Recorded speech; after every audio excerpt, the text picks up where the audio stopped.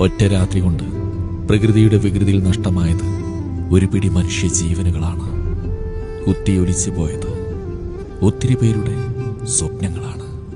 ഇന്ന് നേരം പുലർന്നാൽ ചെയ്തു തീർക്കാനുള്ള ജോലികളെക്കുറിച്ചോർത്ത് സമാധാനത്തോടെ കിടന്നുറങ്ങിയവർ.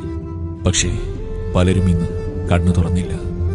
സ്നേഹനിധിയായ ഉപ്പയെ നഷ്ടപ്പെട്ടവർ, പ്രിയപ്പെട്ട ഉമ്മയെ നഷ്ടപ്പെട്ടവർ, മക്കളെയും ഭാര്യയും സഹോദരിമാരെയും സഹോദരങ്ങളെയും നഷ്ടപ്പെട്ടവർ.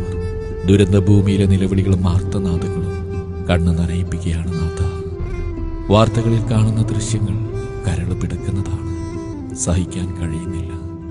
കാണുന്ന നമുക്കിത്ര സങ്കടമുണ്ടെങ്കിൽ അനുഭവിച്ചുകൊണ്ടിരിക്കുന്നവരുടെ അവസ്ഥ എന്തായിരിക്കും? നമ്മുടെ പ്രാർത്ഥനകളിലും നമ്മുടെ പ്രിയപ്പെട്ടവർക്ക് വേണ്ടി നമ്മുടെ കരങ്ങൾ ഉയർത്താം. പ്രകൃതി ദുരന്തങ്ങളെ തൊട്ട് സർവശക്തൻ നമ്മെ കാക്കുമാറാവട്ടെ.